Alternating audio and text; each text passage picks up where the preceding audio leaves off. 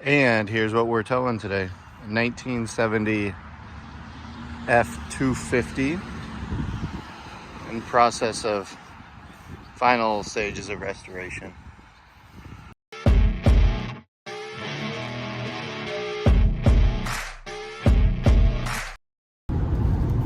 What's going on, guys? Let's do a 5,000 mile update. We're heading out to Michigan, drive from Iowa, cruising on 94 here. Thought I would give you a brief update and then talk about what we're heading to do going to pick up out here in Michigan. So we are, or I am, I guess, there's no we, I'm by myself. I'm heading out to Michigan and my brothers were transporting some cars back to Iowa, so we'll put, I'm not sure how heavy the trailer and truck is, probably about 10,000 pounds on the tail of this. So I don't expect it to really give it much effort whatsoever. But that's what I'm traveling out here to help them move those pieces back. In the meantime, I just want to talk briefly about the good and the bad of having this truck over the last almost, I guess, about not quite a year. So I don't drive it a ton, obviously. It's only have about 5,000, a little over 5,000 miles on it. It's only used for basically towing and truck stuff. So if I need to throw stuff in the bed or pull something, that's all it gets used for. Otherwise it's sitting. And then I drive a Grand Cherokee for my daily and my real job. So yes, this truck is used to be a truck, and it likes its life being a truck, at least I assume, because it has given me zero issue. Now, you would fully expect and assume that at 5171 miles as I film this, I shouldn't have any issues, but you know, it doesn't take much to go to a Facebook page or group to see the fact that my transmission has certainly most likely failed by now, or I've had other things failing by now. But that hasn't been the case. I haven't had any issue, so to speak, with owning this truck. People also complain about the oil and things like that.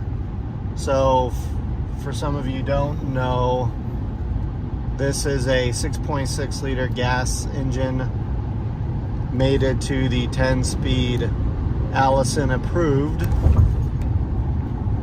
transmission, GM built, Allison approved. I'll make sure to say it that way, because everyone will tell me it's not true Allison. Well, don't really care. If somebody puts their stamp on it, it has to pass all the fun that they require, otherwise they wouldn't put their name on it. I don't care if someone wearing an Allison shirt or a GM shirt physically put it together in what building. It still goes through similar engineering standards, in my opinion. So either way, it's a fairly robust transmission that I've had zero issues with. It's been absolutely buttery smooth. I've almost never felt anything with it, whether it be a jitter, anything whatsoever with the transmission. A little bit about the truck. It is a 2024 Sierra 2500 AT4 with pretty much every option you can get on an AT4. I'm trying to think an option it may not have. Well, besides the Duramax, obviously. It doesn't have that option, but otherwise it's got the heads-up display. I don't know if you can see it.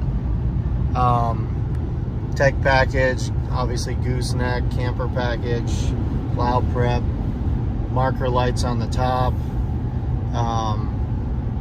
They're a premium pack with all the 360 cameras, and yeah, I'm not sure it doesn't have any option that they offered, but a little bit more information. Here's the sticker of this truck. You can see it's lots of payload capacity, one of the perks of a gas engine. And you can see its tow rating is actually quite high as well. So issues I've had with this truck is, well, basically none. There's been one or two software recalls on it, but other than that, I've had a random glitch here and there with software as far as the forward collision or lane keeping randomly just like shutting off and saying can't work or whatever, and basically shutting the truck off and letting it fully power down and start back up. It goes away. I think that's happened maybe twice, and I just had a recall update when I got the first oil change 2 days ago prior to this trip. So it's had its first oil change at about 4,900 miles. Wanted to get that all nice and fresh before I put about 1,000 miles on it with half of that towing. So I'll go ahead and wrap up this little 5,000 mile review with saying it's been essentially 5,000 flawless miles. It's driven fantastic. It's smooth. The 6.6 made it to this 10-speed is a massive improvement over the 6.6 over the 6-speed, which I had before, which basically made me go to a Duramax because I hated towing with that thing. It was gutless.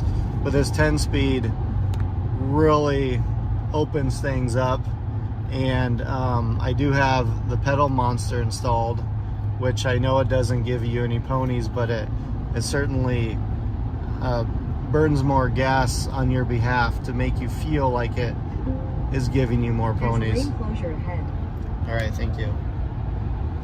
So I've never struggled with power accelerating anything with this thing. So it's been very similar to the Duramax I came from. No, it's not 900 and whatever torque. I'm not gonna sit here for a second and claim that, but I'm also gonna sit here and claim that the difference is not night and day as what they claim. You see, now the difference is significant with that 6-speed, but I can't sit here and say from my experience, just everyday driving and towing, that it is night and day between the Duramax.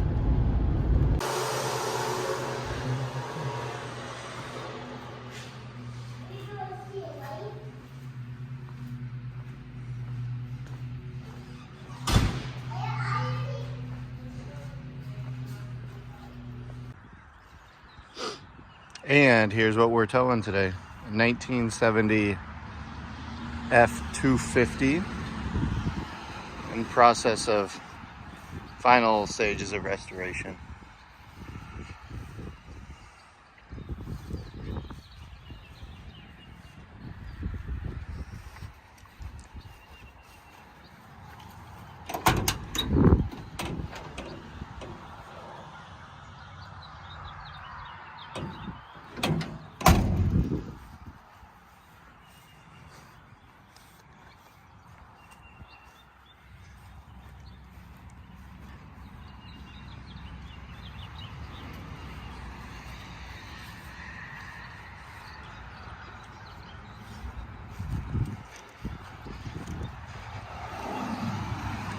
So how's the 2500 sitting here? I'm guessing it's roughly 1,900 pounds of tongue weight.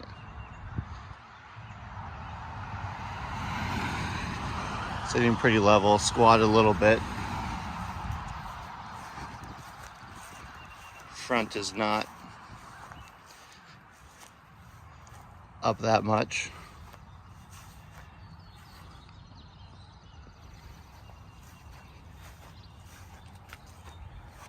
Got about a 7-hour tow. And I'll keep you updated as we go. Guess I should say it's estimated that it's about 8,000 to 9,000 pounds is really all this load is. Truck's about 4,500. So it might even be less than that. It might only be 7,000 or 8,000 pounds. I'm not exactly sure what his trailer weighs. Should be pretty smooth and easy.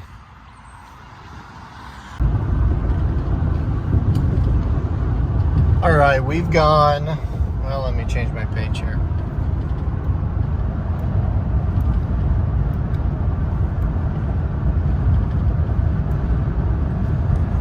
$350 miles.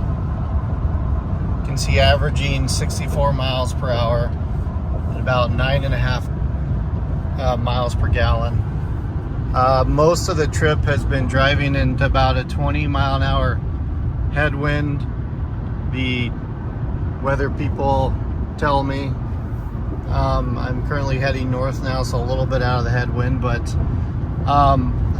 unfortunately I have to report that the ride has been extremely uneventful, and nothing out of the ordinary has happened. There's been no surprises, just pretty calm, easy, effortless towing. The 6.6 gas, again, had zero issues whatsoever. Most of the time you don't even realize there's a trailer behind you. Now, like I mentioned earlier, I'm only tugging, honestly, 7,000 to 9,000 pounds. I'm not exactly sure of the weight, which is about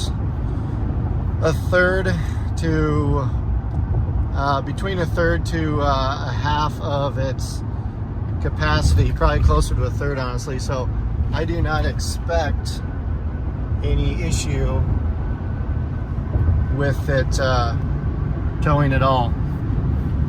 It's been smooth. Again, accelerating's been easy. Here's what I mentioned earlier. I'm coming up on a vehicle.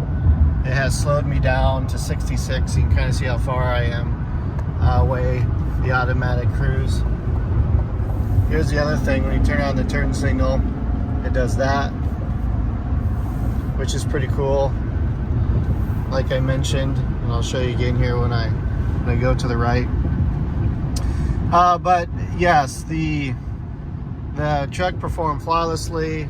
At no point did I even think about, man, I wish I would have had my Duramax or anything of that nature.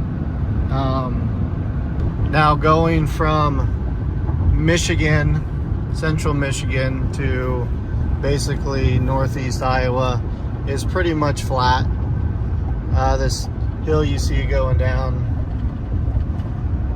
is pretty much as steep as it gets. That's kind of par for the course. There's really not a lot to talk about here outside of the miles per gallon. Everyone wants to seem to know that. Doesn't seem to matter what you pull. There's not much wind resistance on this truck and trailer. Obviously there's some, but I get about 8.5 pulling our fifth wheel with a much larger frontal area. But again, 9.5 miles per gallon going into the wind.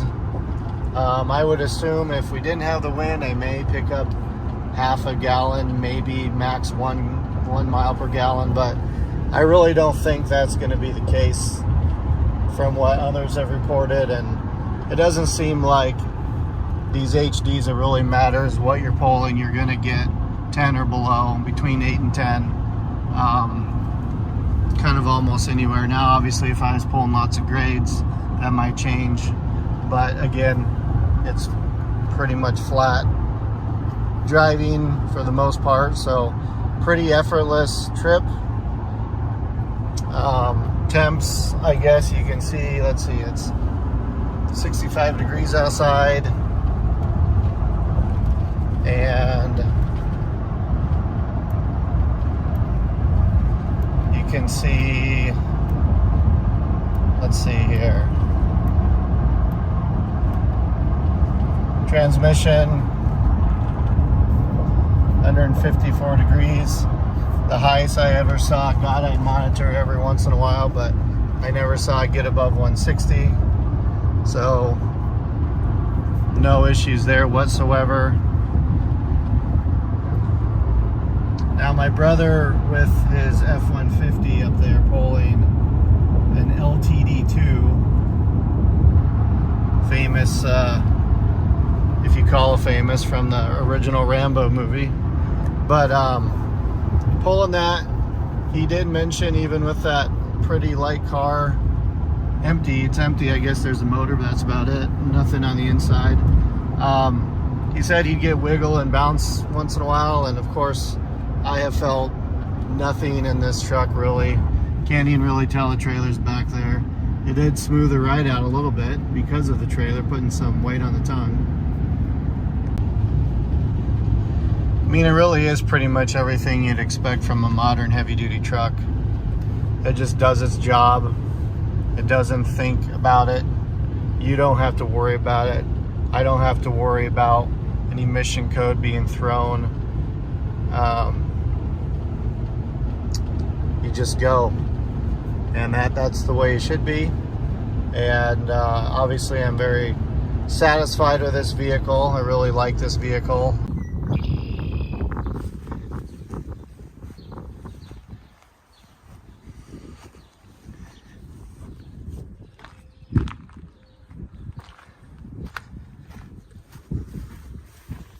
A little bit of damage here. Well, again, guys, pretty uneventful clip, so kind of short and sweet here comparatively. Sorry to disappoint any of the diesel fans here. I'm not going back